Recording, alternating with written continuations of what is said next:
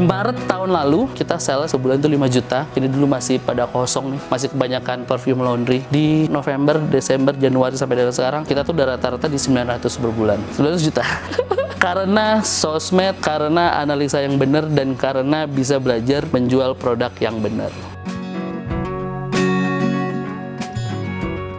Dulu gagal di jualan kaos, pernah gagal. Jualan casing laptop, casing handphone itu pernah gagal. Jualan soto pernah gagal. Jualan nasi biryani pernah gagal. Jualan pisang goreng pernah gagal. Terakhir itu kemarin supplier. Aku jualan supplier seafood itu gagal. Yang berhasil, alhamdulillah ini baru 2 ini nih. Si kepiting nyinyir sama si perfume ini. Siapa tahu abis ini ntar apa lagi. Semoga tidak gagal lagi. Tapi sejujurnya, kalau teman-teman merasa sudah sering usaha dan gagal, sebenarnya itu semakin dekat sama sukses. Tapi kalau lebih sedikit gagalnya, berarti jarang mencobanya. Itu kayaknya masih harus terus belajar.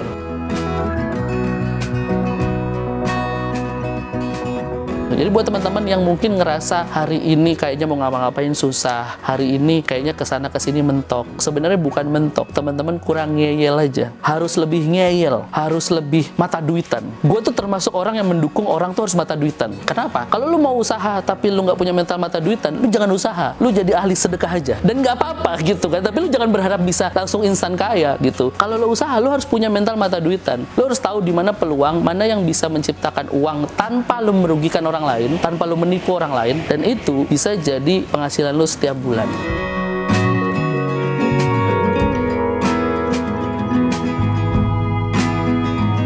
Halo, nama aku Gilang Margi Nugroho dari Gudang Parfum Import. Kalau ditanya sudah berapa lama? Sejujurnya Maret tuh baru ulang tahun yang pertama. Baru 1 tahun, alhamdulillah. Jadi aku tuh dari kecil sampai dengan SMK, terus kuliah, sampai usia 28 ya. Itu tuh kontraktor, kontrak maksudnya. Jadi pindah dari kontrakan satu ke kontrakan yang lain. Gak pernah kebayang punya rumah. Dan kebetulan bapak ibuku juga bukan dari orang kaya. Jadi kita sekeluarga itu kontrak gitu. Jadi kalau ditanya kenapa kok memutuskan untuk senang usaha atau bisnis, jawabannya satu, karena memang dari dulu uang jajannya nggak pernah terpenuhi dengan baik. Jadi tanpa sadar, dulu waktu sekolah itu tuh sering jualan karena nyari jajan tambahan kan. Jadi kalau ditanya pernah jualan apa aja, aku tuh udah pernah jualan apapun. Dari mulai casing laptop, casing handphone, baju. Yang terakhir ya sebelum Kepiting Nyinyir tuh aku jualnya dalam. Asli, jualan daleman, Pak. Kenapa kok jualan daleman? Pertanyaannya. Yaitu sama, setelah aku analisa, daleman adalah hal yang mungkin remeh-temeh, tapi ternyata untuk sebagian orang itu sangat penting, dan orang rela mengeluarkan budget lebih untuk daleman dalam tanda kutip unik.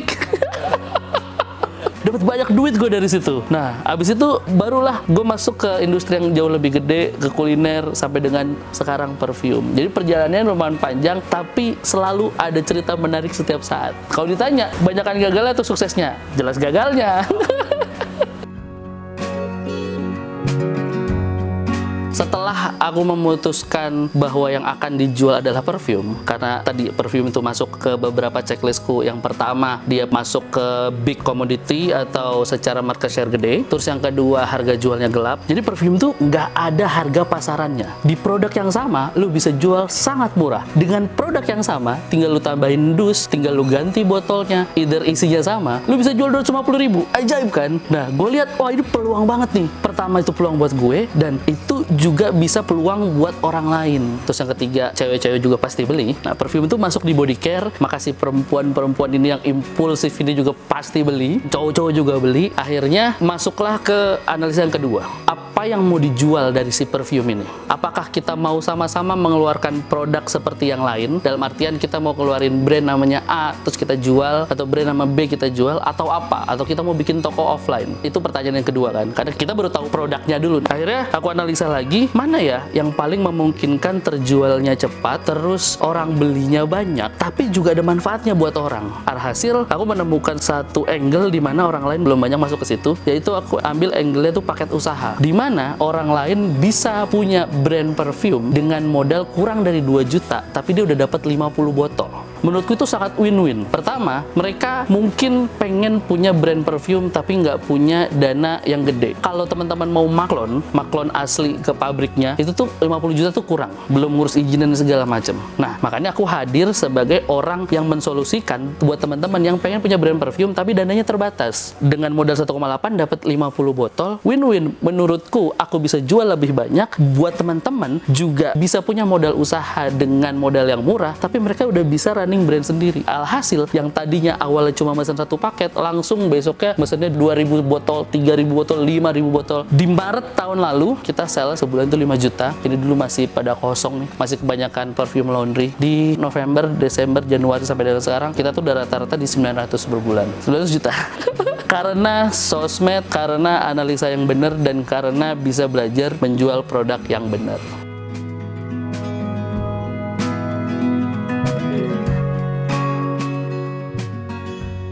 Kalau teman-teman mau masuk ke regulasi yang benar, modalnya tuh memang nggak bisa kecil. Pertama, teman-teman harus ada di MOQ yang di request sama si pabrik. Biasanya itu minimal 2.000 piece, dan itu baru satu varian. Terus yang kedua, teman-teman harus urus izinnya dari A sampai Z supaya bisa benar-benar launching ke retail.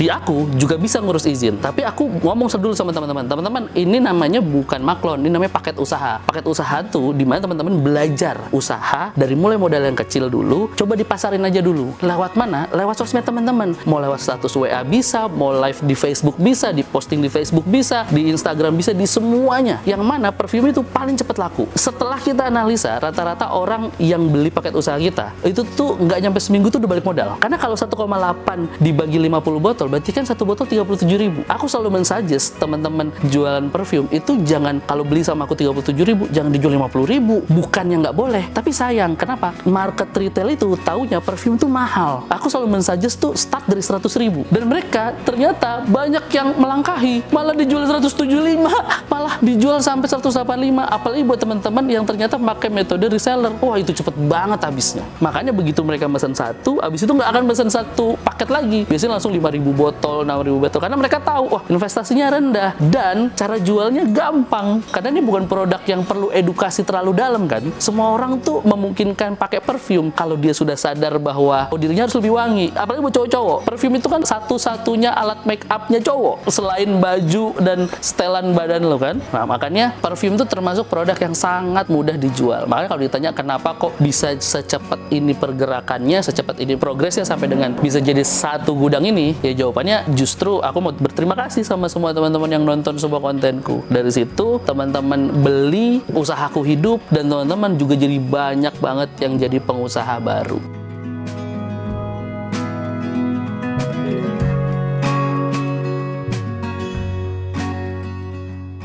Aku ada cerita menarik, cerita dari membernya Gudang Parfum Impor. Ada salah satu namanya Kak Ayu waktu itu. Dia orang Bandung, datang ke sini sama suaminya naik motor. Dan kelihatan sekali antusiasnya. Tapi mereka juga bilang bahwa Mas, danaku terbatas sekali. Tapi aku pengen nyoba usaha perfume ini. Aku udah kebayang mau gimana cara jualnya. Akhirnya dia belilah. Aku lupa dia beli 1 atau 2 paket gitu. Setelah itu dia masih sering nanya-nanya tentang jualan perfume. Terus dia suka kasih tahu gimana progresnya gitu kan. Aku happy-happy aja. Di bulan kedua atau ketiga aku lupa, dia tiba-tiba order 8.000 botol. Terus aku tuh antara happy tapi rada bingung juga. Happy-nya, ordernya banyak juga ya, tapi bingungnya, ini orang dulu kayak di awal bilangnya dananya terbatas, tapi kok bisa 8.000? Ternyata selain dia bisa jualan perfume, dia juga pakai program reseller, dan ternyata dia dimodalin sama resellernya. Belakangan aku lihat udah pakai mobil orangnya. Itu pertama, dan aku happy sekali. Ada dampak langsung kan ke orang lain, yang mana itu lewat produkku, itu aku happy sekali.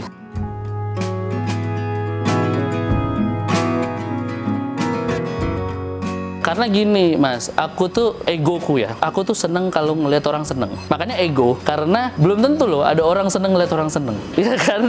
Dan itu susah diterapkan. Nah, kita tuh ada pasti di titik dimana kita tuh pengen bisa nyenengin orang banyak, tapi kadang-kala kita suka kepentok sama waktu, tenaga, biaya. Gimana win-winnya supaya kita dapat pemasukan tapi orang lain terbantu dan happy? Ya jawabannya adalah dengan cara jualan perfume ini. Mereka beli, aku dapat sales, mereka jual lagi, mereka dapat sales, sales, mereka berkembang, aku berkembang. Makanya setiap kali ada orang beli paket usaha, itu aku sertakan sama video edukasinya, free. Jadi aku kasih tahu, ini cara jualnya begini. Biasanya orang beli parfum tuh yang dicari tuh parfum yang kayak gini. Cara jualnya begini, kontennya tuh gini caranya, dan mereka bisa juga belajar langsung di aku. Karena salah satu keunikanku tuh, pertama, selain stokku banyak banget, ada hampir 400 item. Terus yang kedua, di aku tuh bisa ngeracik dari nol. Banyak sekali teman-teman yang pengen punya parfum tapi nggak pengen wanginya yang udah ada di pasaran, pengen sesuatu yang beda. Tapi seperti itulah milenial, pengennya beda tapi budgetnya murah. Tapi kan harus diakomodir nih, karena ini ada peluang. Hasil adalah di gudang parfum impor tuh teman-teman bisa bikin parfum dengan racikannya sendiri, bukan mix bibit sama bibit, benar-benar dari sendiri, benar-benar dari nol, dari essential oil. Jadi teman-teman akan bisa dapat wangi yang mereka pengen dengan harga yang tetap terjangkau, dan itu mereka nggak akan bisa dapetin di tempat lain. Karena aku juga ngajarin gimana caranya ngeracik parfumnya dari nol gitu, jadinya happy.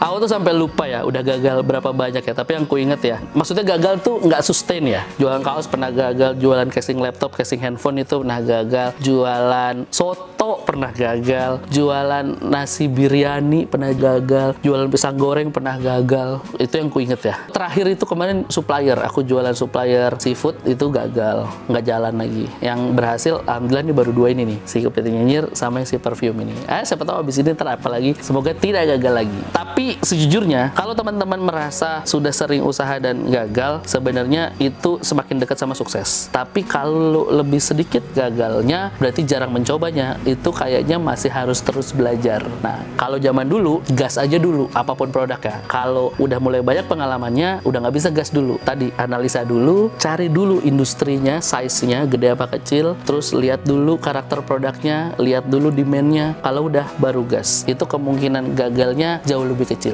Apalagi kalau teman-teman udah tahu hulu hilirnya. Apa sih faktor yang bikin orang gagal di usahanya?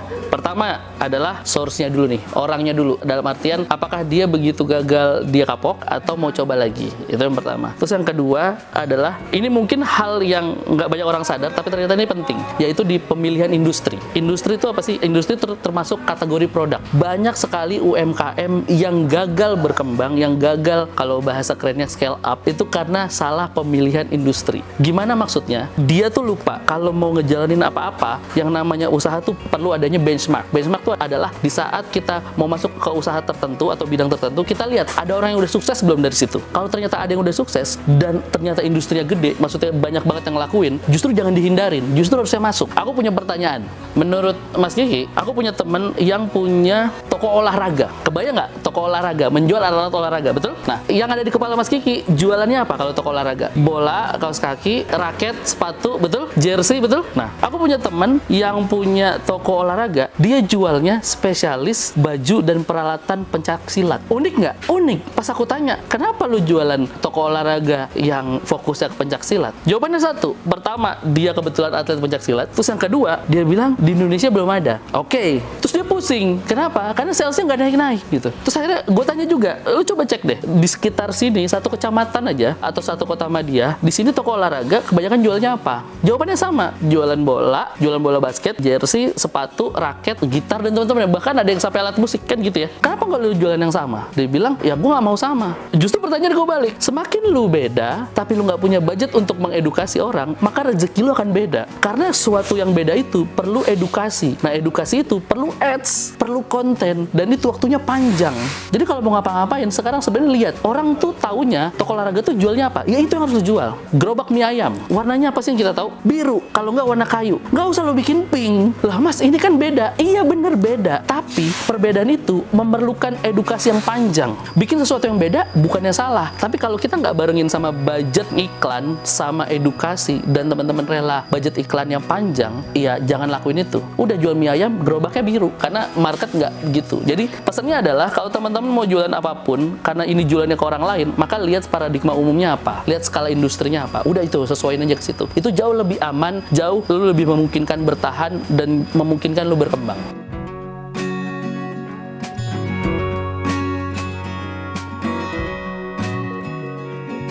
pertama ngeyel, yang kedua gue tuh jarang denger omongan orang. Banyak orang yang bilang bahwa kan kita dinasehatin orang, apakah itu sesuatu yang salah? Jawabannya itu tidak salah. Tapi kalau kita dengerin semua orang, kalau kita tidak bisa filter itu semua, maka kita nggak akan tahu kita nih mau ngapain. Kadangkala menutup telinga, menutup mata, kacamata kuda itu jauh lebih penting. Kenapa? Karena orang lain itu punya point of view-nya sendiri. Kita seneng, ada orang lain yang nggak seneng. Kita susah, ada yang nyukurin. Lu sih ngikutin gue. Serba salah. Jadi saranku adalah, salah satu ciri-ciri pengusaha sukses itu adalah pertama ngeyel, terus dia termasuk yang keras kepala. Makanya kalau teman-teman perhatiin, coba deh di breakdown di kontak handphone lu list mana sih teman-teman lu yang sekarang jadi orang yang secara ekonominya bagus, secara usahanya sukses. Lu coba perhatiin dia orangnya gimana. Rata-rata tuh ngeyel, keras kepala, susah dikasih tahu. Bukan berarti teman-teman yang nggak punya sifat itu jadi nggak sukses, bukan. Tapi pentingnya teman-teman tahu mau ngapain, ke arah mana, gimana caranya, itu jauh lebih penting dibanding nasihat banyak orang. Karena apalagi zaman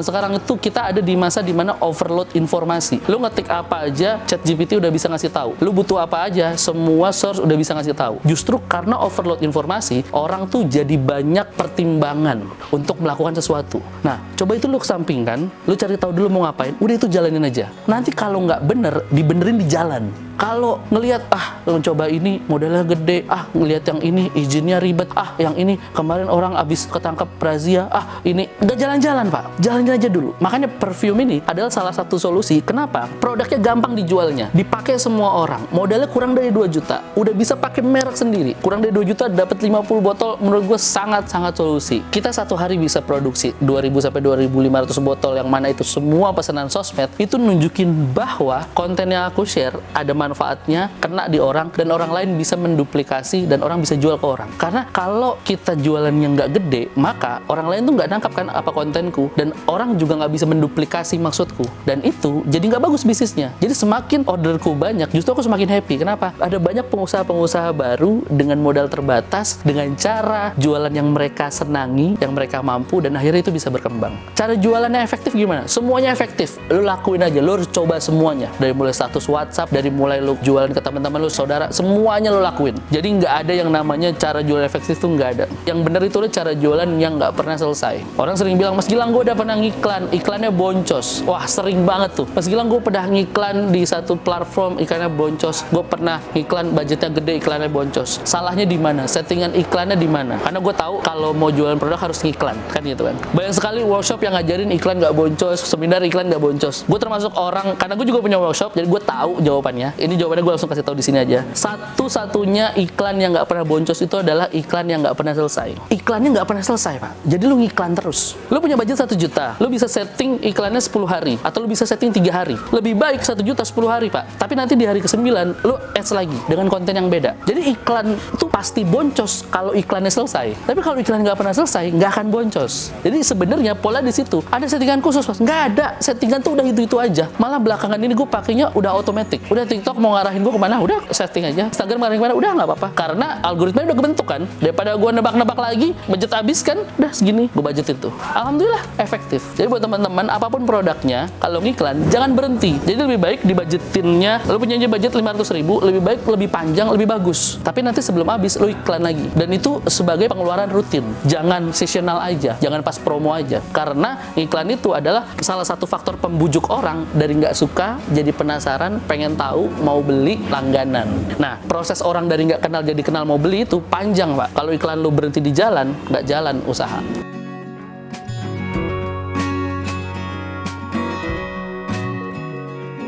Kalau ditanya antara usaha yang kita jalani sama sosial media, jawabannya adalah ultimate urgent, penting sekali. Kenapa? Kalau aku tuh selalu menganalogikan, zaman dulu kita buka usaha tertentu, kita langsung ke percetakan untuk bikin brosur dan kita bikin kartu nama, tujuannya untuk bisa dibagiin ke warga setempat supaya tahu kita buka warung di situ. Kalau sekarang metodenya sudah berubah, yaitu dengan kita bikin konten, kita post itu menjadi brosur digital. Nah, brosur digital itu adalah mutlak mutlak yang harus dibagikan setiap saat. Karena kita nggak pernah tahu kapan customer itu datang. Bisa jadi hari ini, bisa jadi minggu depan, bisa jadi tahun depan. Nah, semakin kita tidak aktif di sosial media, maka kemungkinan besar usahanya juga nggak akan bisa bertahan lama. Kecuali si usaha itu sudah ada sebelum ada sosial media. Itu lain hal. Nanti ada orang yang review, itu jadi lebih gede, usahanya legend. Nah, itu udah different case. Tapi kalau buat teman-teman yang hari ini mau bikin, besok lo mau bikin, Mas Gilang, aku mau coba bikin perfume deh, 1,8 dapat 50 botol, bisa pakai brand sendiri gitu. Apa sih yang harus dilakukan? Ya teman-teman belajar konten. Mas Gilang, aku malu depan kamera. Ada AI dari teks bisa jadi suara, dari teks bisa lu pilih modelnya. Tapi kalau teman-teman mau bener-bener cepet laku, ya itu gimana caranya? Ownernya yang turun. Ownernya yang rela menjelaskan, sama seperti sekarang yang aku lakukan nih, aku menjelaskan, karena hanya ownernya yang tahu nyawa si brandnya. Hanya owner yang bisa menjelaskan yang paling detail dari yang lain. Bisa nggak nyawa talent? Bisa. Ada duitnya nggak? Nggak ada. Jangan.